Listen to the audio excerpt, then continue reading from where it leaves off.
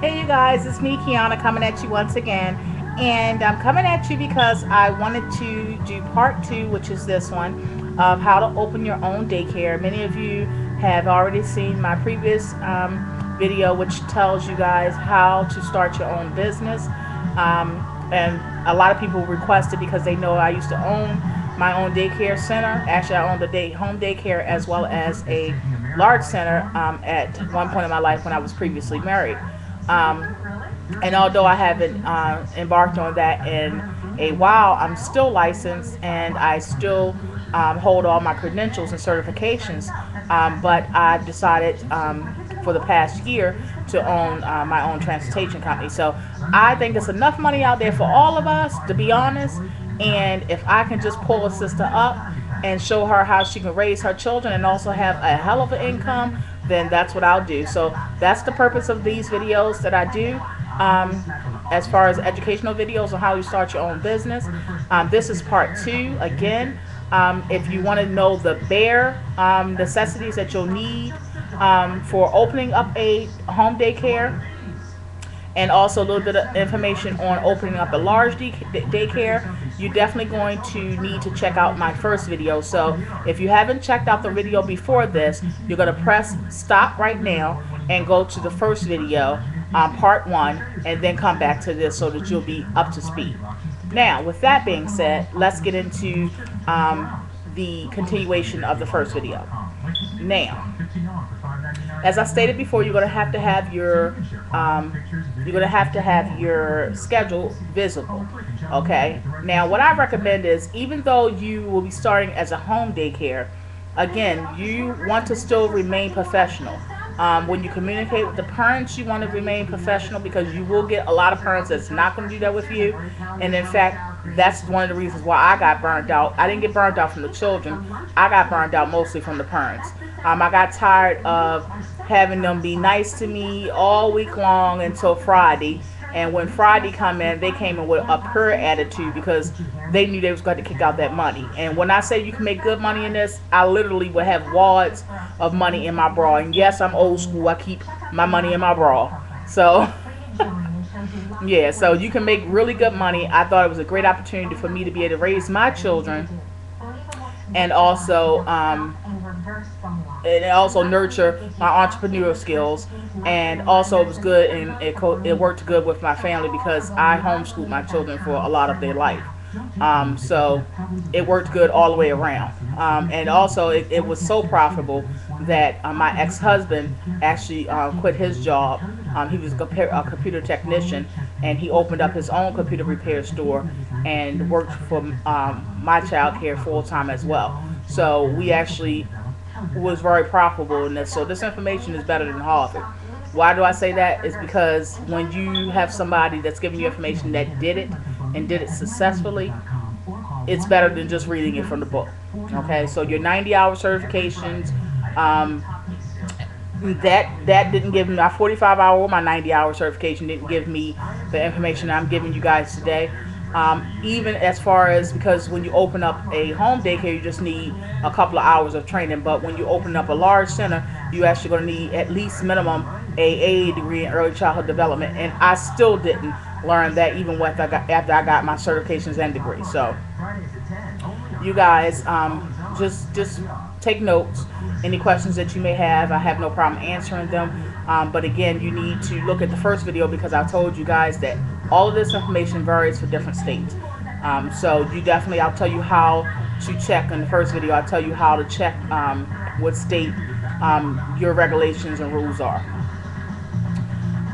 As far as being professional, maintaining that schedule, make sure you have that schedule posted. And I would even go a step further.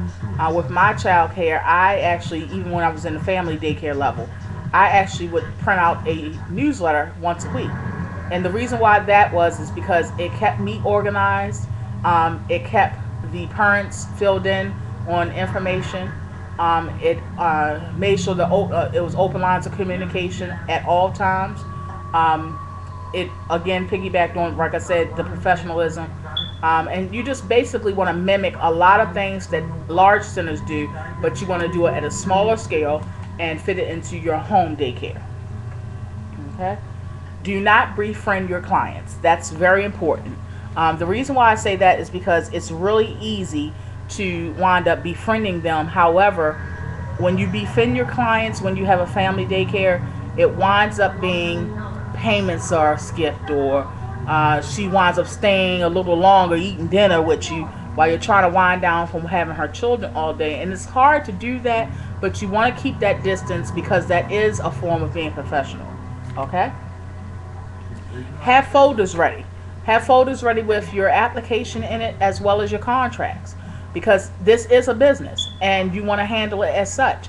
And you want to have contracts as well as application.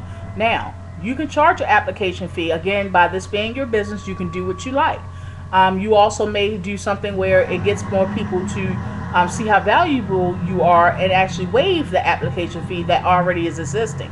So you want to have an application so that you can have all the numbers, all the emergency contact information, allergies, address, phone number, absentee parent information. You want to have all that on one piece of paper. So you definitely want to still, regardless of whether you're charging them or not, have an application. You want to also have a contract. Now, if you Google a lot of home daycares, and if you just Google the word home daycare, you will find a lot of people post their child care on the internet. And they also post policies, contracts, and things like that. So you can always just piggyback on what they have, print out maybe a copy of what they have listed, and tweak it the way that you would like, and then revise it and print it out again. So that's a good way that you can do. It's also a good way because obviously they've been doing it for a while, so they know what to put in there, what's important to put in there, what the actually regulations are as far as having certain kind of information. They know all that. So that was a good and helpful way that I was able to start my daycare and actually have that information available to me and know automatically what I should ask. Let's see. If you see me looking, it's because I had wrote down while my computer was down. I had wrote down all the information I was going to have to address for you guys. Advertising. You're going to look for cheap or free advertising. Okay, that could be in your local community papers. It literally sometimes is free if it's a certain amount of lines. You want to make sure your advertising is free. Also, the state regulates that you have to have your license number on any advertising that you do.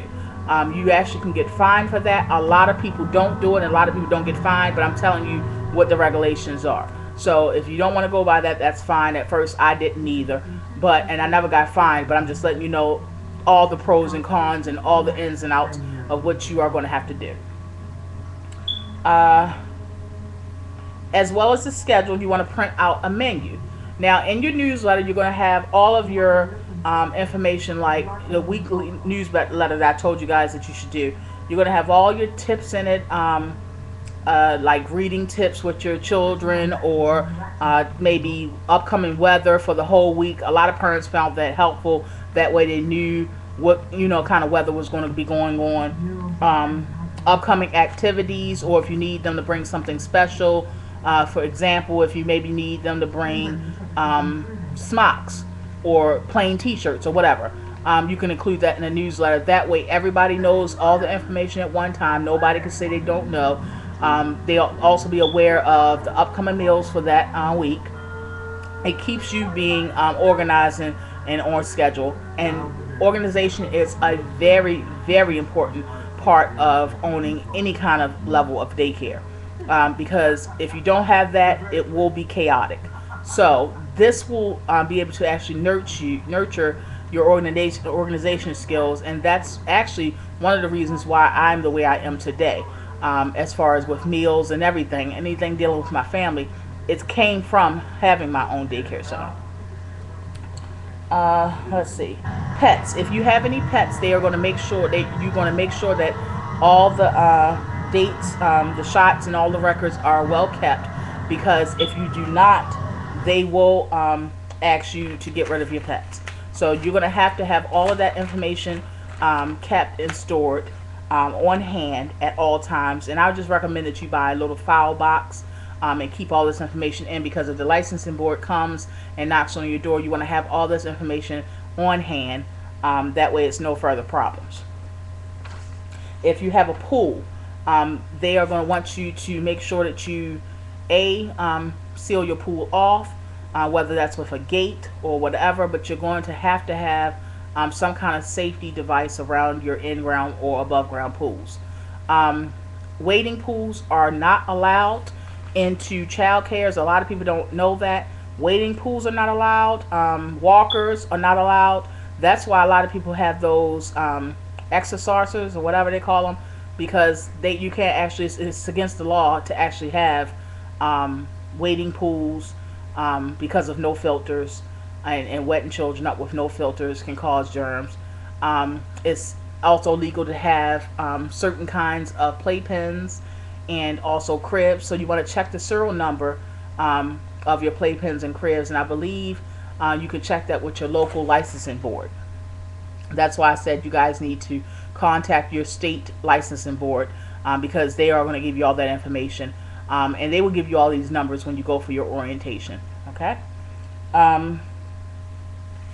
Oh, and like I said, the walkers are not allowed, because a lot of children would fall down steps and things like that back in the day. So they just don't even allow them. Now, what I've done is I've seen a lot of people buy walkers from the thrift store and just take the wheels off. Now, that is allowed. So you just want to modify some things. If you have to have certain things, you can buy them cheap at any local thrift stores, yard sales. I would check out dollar stores, things like that. Yard sales are great, especially areas that you know have a lot of children in it. That way you can get good toys, because it is important not to buy just the dollar store stuff, because that stuff does not last. But little tight stuff, whenever I used to see it at yard sales, I grabbed any and everything. And you literally can get it dirt cheap. So you definitely want to look for your local thrift stores and your local yard sales. Okay. Next, we're going to talk about the state food program. Now, the state food program is for, again, anyone that is licensed. Now, if I didn't tell you guys, you can actually watch up to 3 children outside of your own and not be licensed. Now, I'm dealing with the state of Maryland. Licensing, if you have, you can have up to 8 children. Now, with that 8 children, they're going to deduct any children that you have into your home. They're going to deduct any children that you have in your home that is 12 and older. Okay? 12 and under, I'm sorry. So, if you have 2 children that are under 12, your number then goes down to 6.